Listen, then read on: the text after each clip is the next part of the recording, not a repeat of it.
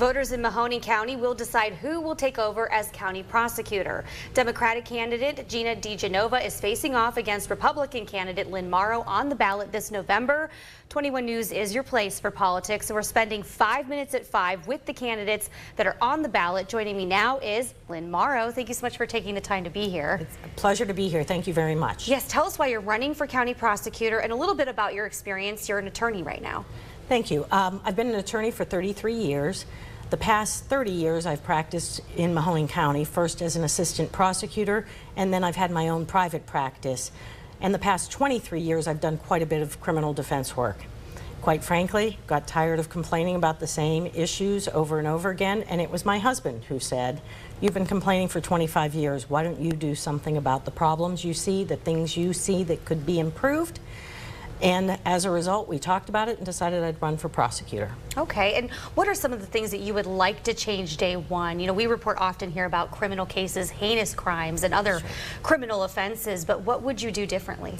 So I've handled everything from death penalty defense on down. I've handled 8 death penalty cases at the trial court level, 3 in the Ohio Supreme Court, over 500 felony cases, and over 50 murder cases.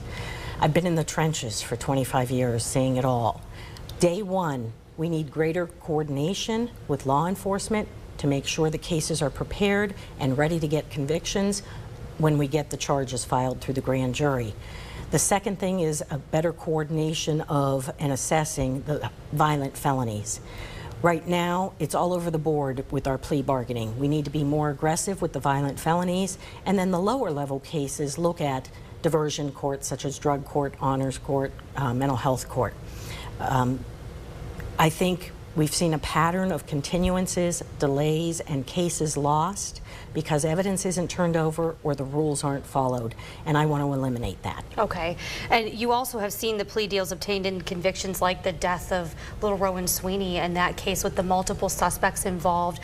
What would you say to voters who want to ensure that justice is served in that case, cases similar to that, you know, that they're watching some of these cases play out on the news and say, what is being done in the justice system? Sure. I will tell you, I had one of the defendants in the Rowan Sweeney case. Not every murder case is a death penalty qualified case. You either have to be the shooter, the killer, or you have to have planned it. They indicted Mahoning Bryant as the shooter, even though they knew before they went to the grand jury he wasn't the shooter.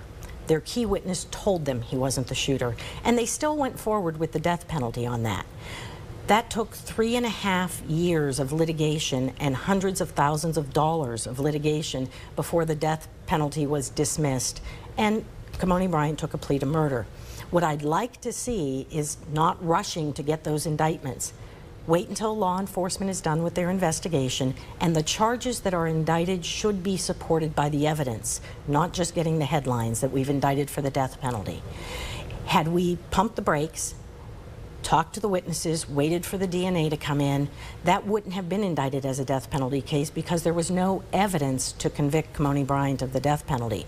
It would have saved the victims from years of coming back over and over again just to have the death specs dismissed. That's not the only case that's happened in. I've had 8 death penalty cases, and in 5 of them, the death penalty has been dismissed before trial.